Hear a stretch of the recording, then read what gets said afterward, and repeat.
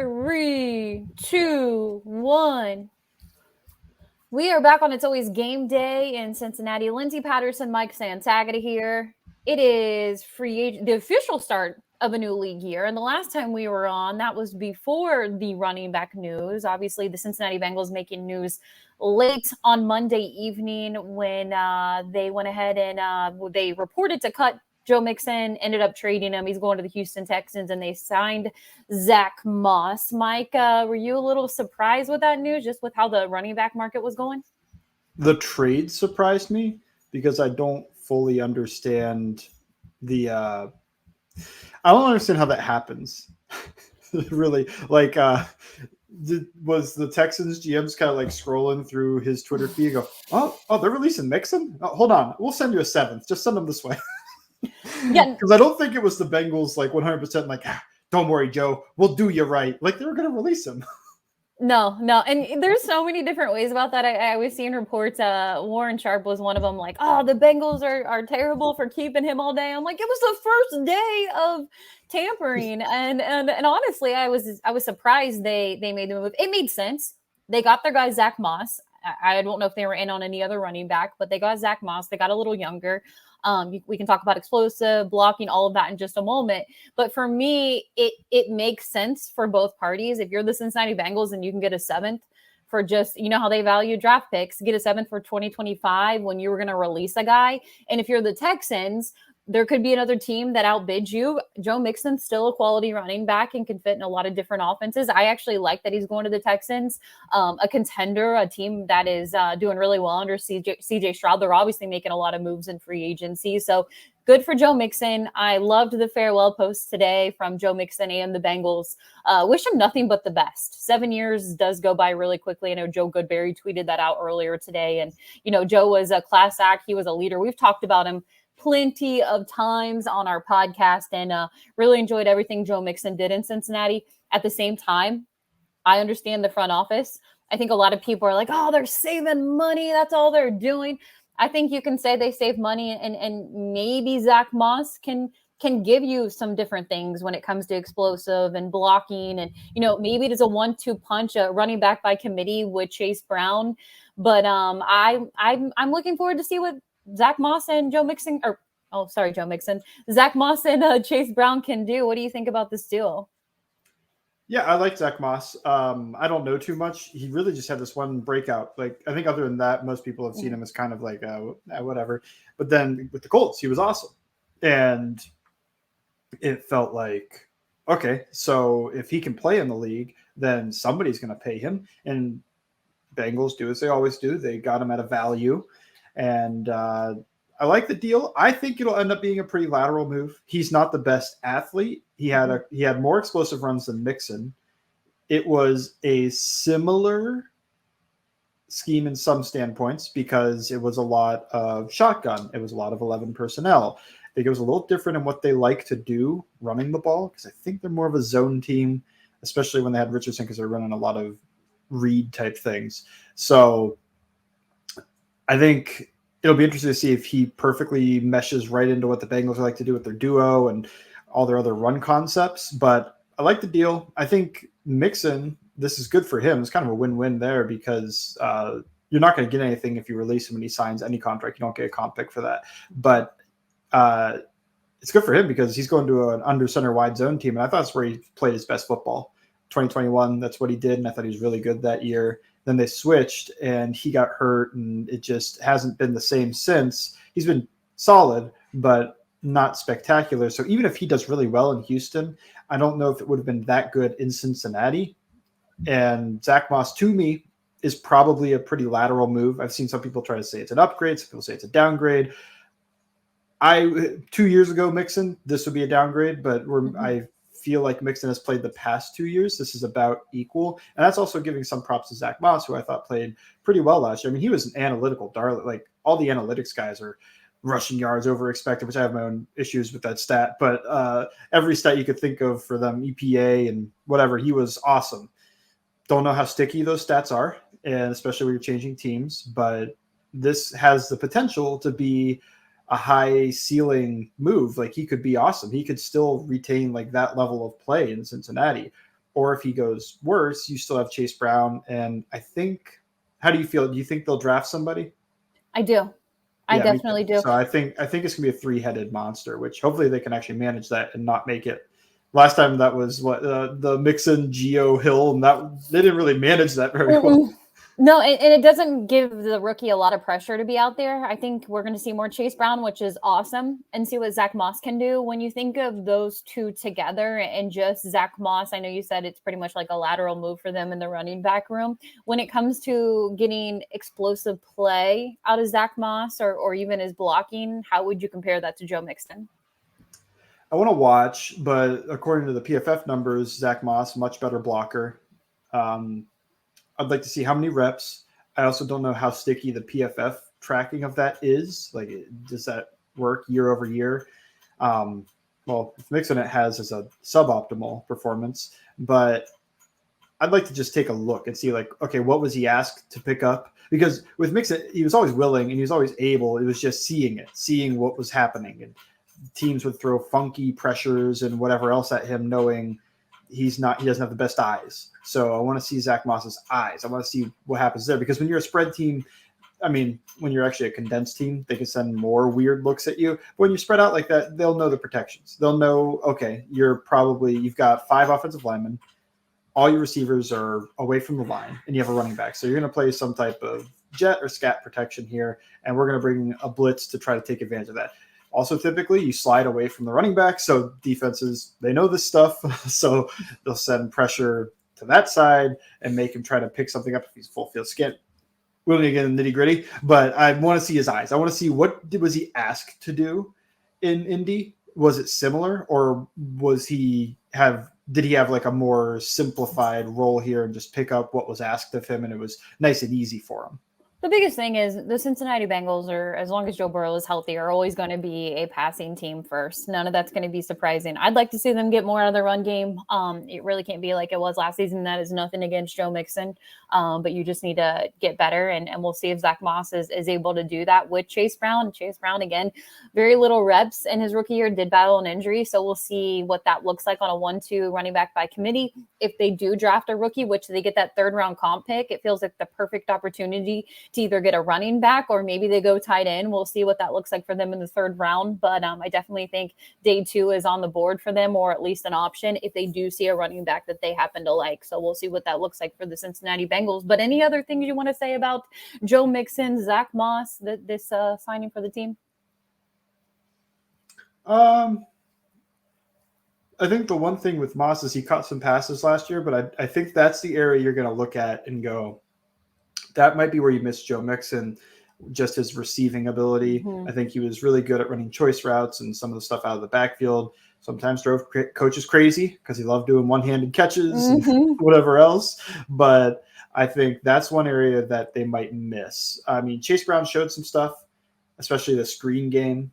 So, but that becomes the interesting. Your pass protector isn't your best receiver. That's how it happens with a lot of teams, because you need a big beef boy to pass protect, and it's usually the smaller guys that are good receivers. So that'll be interesting to see. Can they still get some production out of those checkdowns to the running back, because they use them pretty often?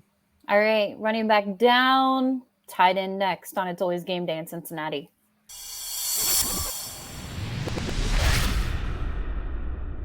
We are back on It's Always Game Day in Cincinnati. It felt like a busy 24 hours yesterday. Quiet right now. I thought it was going to be a little trenches Tuesday. Didn't happen, but they add to the tight end room. A move that I thought maybe they should have made last offseason, but this might be an opportunity for Mike Gesicki to be a Hayden Hurst, be a CJ Uzomah, where you get the bag after a 1-year deal with another team. Again, similar to the running back position, I could still see this team adding a tight end in round 3 if the Brock Bowers isn't there. And the way free agency is going right now, it feels trenches at 18 for them in the 1st round. So we'll see what the rest of the draft looks like. But they add Mike. He can't do the gritty. But a lot of people are comparing him to maybe a Tyler Boyd replacement and putting him in the slot a little bit. Yeah, that's actually most likely. He plays like 80% of his snaps not in line, like not in a tight end position. I think more, actually. It might have been 85 to 90% of his snaps are either in the slot or out wide. And that's because, well, one, he doesn't really block. So at least he doesn't block like a tight end. He can block like a receiver. He's kind of a big receiver. And I think that's fine. You're going to maybe play more 12 personnel in the scenario. Drew Sample get an uptick in snaps. I mean, he did get a pay boost too. We noticed. Yeah. I noticed at least. So he might play some more snaps if they don't get a guy in the draft that they really like. And guys in the draft outside of Bowers probably not going to contribute a ton year one. But yeah, he's kind of the Boyd guy when you look at him, because they're such a spread team. They're going to have him in the slot. They're going to have him on the backside of 3-by-1 formations a lot. This is also what Tanner Hudson did. Tanner Hudson lined up in line, I think, 15 to 20% of the time. And he was a wide receiver, if that's what you want to consider that, 75, 80, 85% of the time. It's going to be similar. I think this is an upgrade on Tanner Hudson, and you're kind of rolling with that similar idea of Drew Sample's the blocker, Hudson's the receiver, but this time it's Gesicki's the receiver, Drew Sample's the blocker. I'm okay with the deal. He would have been Gesicki would have been kind of redundant in like the 2000s where every tight end was a guy that just dunked on people. Yeah. But that skill set's kind of gone when you think about it. Like Travis Kelce, best tight end in the league, I think. He doesn't really dunk on people. He kind of gets in good position and kind of uses leverage against them. Good route runner. Kittle doesn't dunk on guys. Like, who are the tight ends that just go over the top? Jimmy Graham, Tyler Eifert types that just go over the top. It's like you can't cover that because he just jumps over you, catches it. Weirdly, Gesicki really good at that, and I think that could mesh well with Burrow. That's something Irv Smith couldn't give you, just his size. Gesicki's got the size. He's got the ability to jump up, make those tough contested catches. That's where I think he might shine in this offense. Is it's not even so much the like close red zone and throwing goal line fades because teams don't do that so much anymore, but around that like 10 to 20 yard marker outside the red zone where it's a little bit looser. You can get those true one-on-one coverages and just putting one up for him because Burrow's got that awesome placement of the ball. We all know that. Back shoulder fades, all of that stuff. So he's going to put it where Gesicki can get it and the other guy can't, theoretically. And that's how this could work. So, yeah, I would watch what they did with Tanner Hudson and just kind of put Gesicki into that role of like, okay, now you have a bigger, faster, and better all-around player in that role. I mean, he's going to have the experience, and I think all of that's going to be absolutely huge for him. And honestly, I was a little surprised at the deal and the number. I feel like it was really team-friendly for the Bengals. I don't think the NFL's high on Gesicki. I think they're lower on – you can just look. He lost snaps in Miami once they moved to Mike McDaniel, and I don't think Mike McDaniel is a bad offensive mind. So he preferred Adam Shaheen and the blockers. Then you go to New England, and you can say what you want about that one. Maybe they weren't playing the right guy, but I think they liked Hunter Henry more.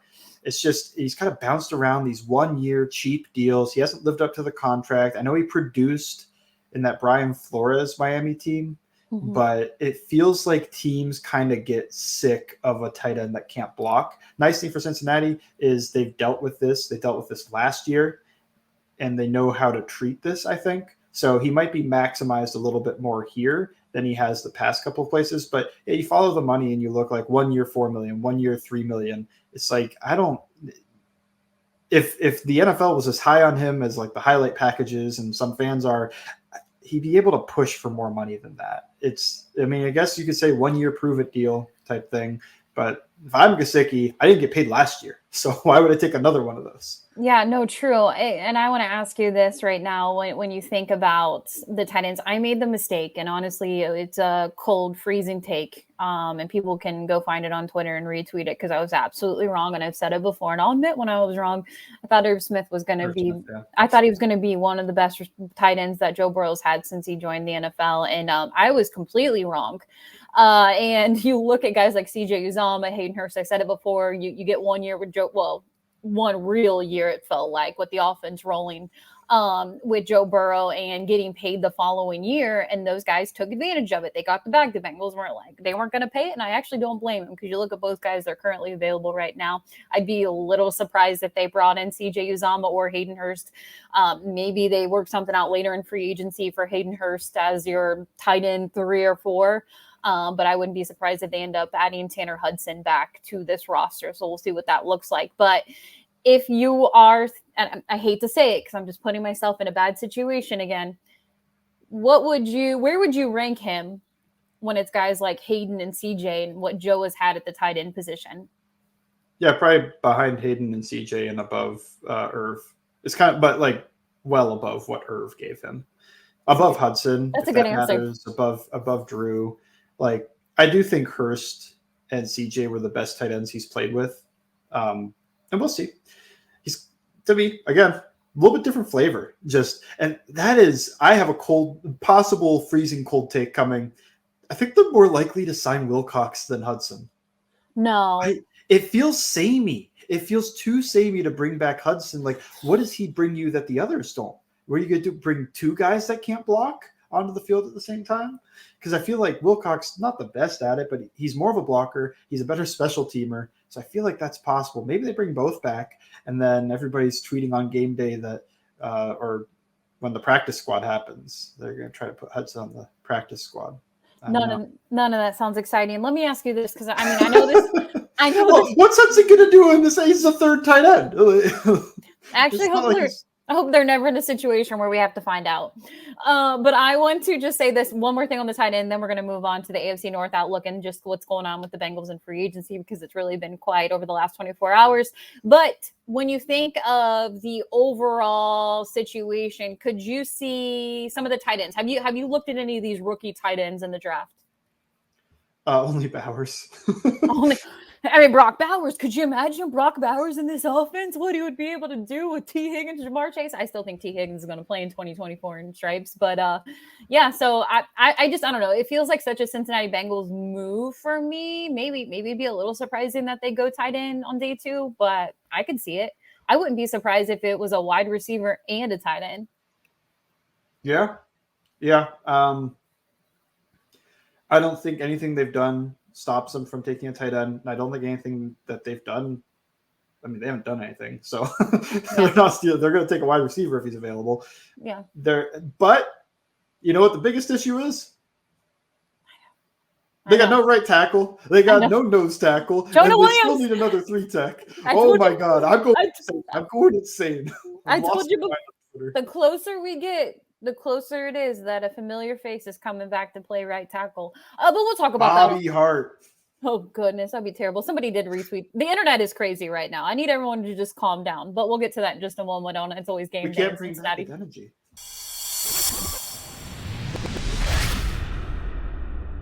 We are back on It's Always Game Day in Cincinnati. Let's look around the AFC North. As I mentioned, we are recording on a Wednesday because the Cincinnati Bengals did it to us on Monday. I wouldn't be surprised when we end up this. Well, I cannot talk right now, but when we end this podcast around 7:30, 7:45, that the Cincinnati Bengals drop news at 8 o'clock, I would not be surprised. So if you're listening to this on Thursday morning, we recorded on Wednesday night before any moves. If there are any moves, and if we jinx it, then we'll record another time if you guys want a big move.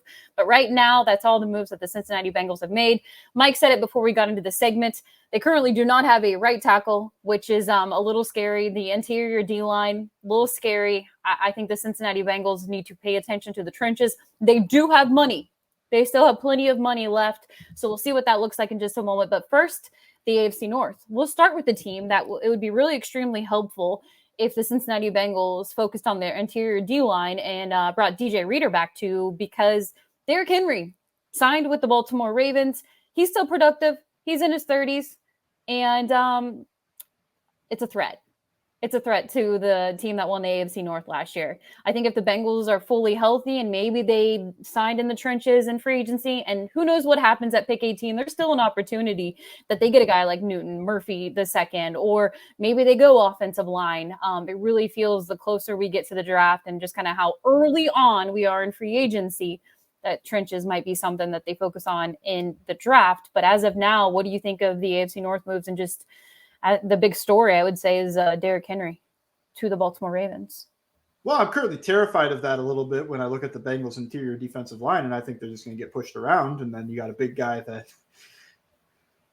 free run to the third level. Think about that. And the one thing about Geno Stone, I've watched a bunch of games now, but I'm not done yet. I still have a couple more I'm going to watch. Not the best tackler. I think if you're going to take one thing away from him, it's tackling. I think he was top 10 in missed tackle rate for safeties. So he's smart. He gets in the right position. He's in position to make these plays. And he just misses, 10% of the time. somewhere around there. So I don't feel good about that. I don't feel good about the line isn't going to be able to hold doubles or protect their linebackers. The linebacker is going to deal with even more guys coming their way and knocking them around. And then you're going to be trying to make the safeties make tackles on Derrick Henry with a full head of steam. I don't feel good about that. And they didn't really stop Lamar last year in terms of him running the ball. So there's some issues. I've got some fear about that. It's not over. I know you're talking like the Bengals are really going to roll out on defense and be like, nope, no interior. We're not. Well, currently their base defense, the interior is Zach Carter, Josh Tupou, and BJ Hill. No, I talked about seeing neither. We might see both at the same time.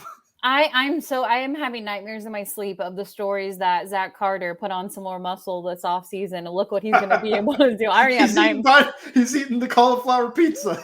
It's the breakout. I'm absolutely terrified. I do. And here's the thing. I will say this. I feel like we're pretty level-headed when we think of free agency and kind of how it goes. And, I know the front office has made a lot of moves over the last few years, obviously since 2020, that I'm like, hey guys, keep calm. I think they're going to make some moves. I will say this as we're recording on a Wednesday, I'm starting to sweat just a little bit because the more names that get off the board, there are still some top names available. I know that they're in on Eric Armstead. At least there's reports that the Bengals have interest. He has a little bit of an injury history. Obviously, DJ Reader is going on a visit with the Detroit Lions. So not trying to be too terrified right now, but it is a little scary when you think about this defensive line for the Cincinnati Bengals. And it was one of their biggest issues last year. And, it all connects with your secondary. It all connects with your linebackers. If you cannot get that pressure, if you cannot stop the run, you're going to get gashed like you did last season. And that's embarrassing. Yeah. Geno Stone won't matter if you roll out a terrible defensive line because what's he do? He makes plays on the ball. They got to throw it for that. And if they can put in serious conflict like that, now he's in the run fit. It's not a great idea. So the Bengals have 40-something million in cap space. I think I have it pulled up. Hold on. They have $45 million in cap space. Currently, according to the sheet that Joe Goodberry, Jake Lisco, James Rapine, and I do, there's 19 free agents still in our top 75. I am starting to wonder, what are you spending the money on? Now, I hear they might be interested in Arik Armstead. I think that's awesome. That is a great fit. He's a great run stopper. He's a good pass rusher. He can do it from the 3 technique position opposite of Hill. It makes me confident that, hey, maybe they actually see, like Zach Carter probably shouldn't be the guy spelling Hill. He shouldn't be a part of the base defense. We need a guy that can really provide some juice there that we haven't had since Ogunjobi. It feels like sometimes they watched Ogunjobi and Hill have a great season together and just go, we don't need that. So that would be great. Still no nose tackle, but there are a couple guys. Taylor Tart, we know they're probably interested because he put that waiver claim in. Poona Ford, older, maybe he could do it. What is Calais Campbell's weight up to? Maybe he could do it for 1 year. 38. There's no way they're bringing him. I said, well, 1 year. Come on. 1 year, $5 million, something easy. So just something. Can you get something out of if you sign Armstead? I assume they're not going to bring back. They're definitely not going to bring back Reader, but I assume they're probably not even going to bring back anybody that costs real money. So can you kind of band-aid that nose tackle position? Maybe you draft Devondre Sweat. There's some news. Exciting? There's some news. I do want to break this as we're talking because maybe there'll be news after we break. Jonah Williams will more than likely not be coming back to the Cincinnati Bengals because he is expected to sign with the Arizona Cardinals. Oh, they just cut DJ Humphries. That makes sense. Yep. Yeah, they cut DJ Humphries right before we got on the podcast. So he found his home. And I think that's interesting. Really interesting because Paris Campbell left tackle in college, but they put him at right tackle last year. Jonah Williams. Yeah. Oh, Paris Johnson. What'd I call him? Campbell. The wide receiver. He bulked up. He played right tackle. No, Paris Johnson. He was a left tackle in college, played right tackle last year. Jonah Williams, obviously, career left tackle, played right tackle last year. What do they do? Is Paris Johnson left tackle? Is he right tackle? I wonder how they figure that out. I will say this because I don't like to look. Jonah Williams was average, below average. He didn't live up to his pick. That's fine. We can all say that. But I was not ready for him to come back to the Bengals because everything would have been absolute. It would have been. There was no chance. Everybody kept bringing that possibility up. And it's like, I thought 5% chance of it. Oh, what happened? He's going to the right side. Jonah's going to play on the right side. Oh, so they are moving Paris to left side. Okay, that's interesting. I think that's really. I think that's a good fit. I think that's actually pretty good. He was ready to go, but he was ready to leave. He was like, no. I think Jonah, honestly, like his market would have had to been terrible to the point of I think he'd probably take a discount to go somewhere else. Like I don't think he wants back to Cincinnati, people. After what they did to him. You can say what you want. Like, yeah, you're going to make the move for Orlando Brown no matter what. But, he felt slighted, and I feel like players remember that. So good for him. I'm glad he found somewhere. There's still I'm not as worried about tackle as I am defensive tackle at the moment, partially because it's supposed to be a deep draft. There should be a guy available that they can take at 18. Now you don't want to Billy Price yourself. Defensive tackle wise, if Murphy goes early and then the reports are true and people just aren't in on Newton the same way that I would be, you're kind of hoping Sweat falls to 49. And then after that, the draft is supposedly bad. Braden Fiske blew up the combine, but I watched him and those short arms showed up and he's kind of a linear athlete to me. He didn't look like a guy that bends and moves side to side that well. I gave him a 3rd round grade, but you blow up a combine like that, you can move up a little bit. And then Chris Jenkins, I watched a game of him, intriguing, but not my favorite. Like it just doesn't feel like there's early contributors outside the big 3. So I have a little bit of confidence that they could find a right tackle early that could probably contribute right away. Don't feel that way about defensive tackle at the moment. Could be wrong. Yeah. Good for Jonah. Good for Jonah. There's still tackles out there too. I fully expect them to just kind of bring in Mekhi Becton. I don't know. It's going to happen. One of those two. Let me ask you this, and then we'll get to a few more AFC North moves before we wrap up this podcast. But when Orlando Brown Jr. signed, it wasn't day 1 or 2. It was the Wednesday, wasn't it? That day night? 3. I think it might have been Wednesday or Thursday. I think it was later. It was at night. It was at Wednesday. I think it was Wednesday night. Late Wednesday. Just saying. I know it was late night. I'm just saying anything can happen this evening. This is when everything is official. Obviously, Armstead was official today with the 49ers in that release. We'll see. I know the Bills have an interest. I know the Lions have an interest. We'll see what. He was cut, so I feel like the Bengals should be over that because it doesn't affect the comp pick that they care a lot about. Exactly. I know we were going to say on a few other AFC North moves until all of this stuff started to come out here and happen with Jonah Williams, and then we talked about the interior defensive line. But yeah. I'm lower on the other AFC North moves. I could quickly go through Russell Wilson. I think he's washed, but I love it. It's a weird fit too. It's a weird fit. Arthur Smith loves throwing in the middle of the field. Russell Wilson does not like throwing over the middle of the field. We'll see how it works. I don't know. I think he can still throw a good deep ball to the outside. So maybe George Pickens has a nice year, but I don't think. That feels so much like Tomlin extended the 9-8 streak. And then I don't think Jerry Jeudy's that good. I feel like name recognition gets him a big boost. This feels like Elijah Moore redux, that they're going to hype him up. He has 600 yards or something and is a fine, okay receiver. I don't know. So I'm not big on either one of those moves. Browns cleared space. They might make some more moves. Steelers got Patrick Queen. Interesting. That was an overpay. Sorry. I think it was too, because when did Patrick Queen become a good player? When Roquan Smith showed up. When every other game he's played without him, people were calling him a bust. We'll see, though. Minka, maybe the Steelers just think Minka will put him in the right spot, and the defensive line will get such a good pass rush, it doesn't matter. I fully expect the Steelers just somehow go 9-8. They will. I love it.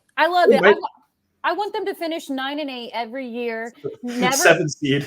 never have to start from fresh and get a franchise quarterback in the top of the draft. I want them to finish right in the middle every single year. Yeah. That will make me extremely happy. I love the Russ signing. I hope he wins them just a few games. And it's just enough to get there above 500, and that's all they do. This is actually ideal. The Jonah Williams number came out. He's getting $30 million on a 2-year deal, $19 million guaranteed. Ooh, yeah. That's pretty good. That is good. Year? Yeah. Yeah, that's one of that's going to be that's more than I think that Brown and any of the guys that are left get. That's double what Illuminor got. So good for him. Yeah, we'll see what happens. And I agree with you. The right tackle doesn't bother me too much. I say this right now. Again, protect Joe Burrow at all cost. But I still think that that's going to be pick 18. And, maybe they still make a move. You know who's still available? Tyron Smith. I've kind of lost the fantasy. Have you? because I heard some people say he's not playing right tackle. Like 100%, he will not play right tackle. He's playing left tackle. But then on the other side of that, I go, I could try to talk myself into Orlando Brown's going to move over for a year, but I know he won't. So No.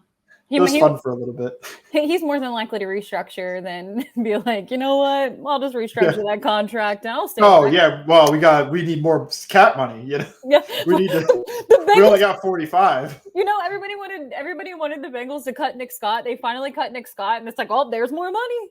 There's more money. They keep pulling out more money. Where's it going? That you didn't need.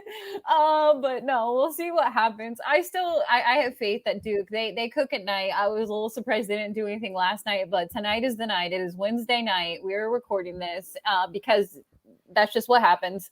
But yeah, around the AFC North, I agree with you. Nothing too crazy. Obviously, the Henry news was the biggest in the AFC North as of now. What feels like, we'll see what it looks like with Lamar Jackson.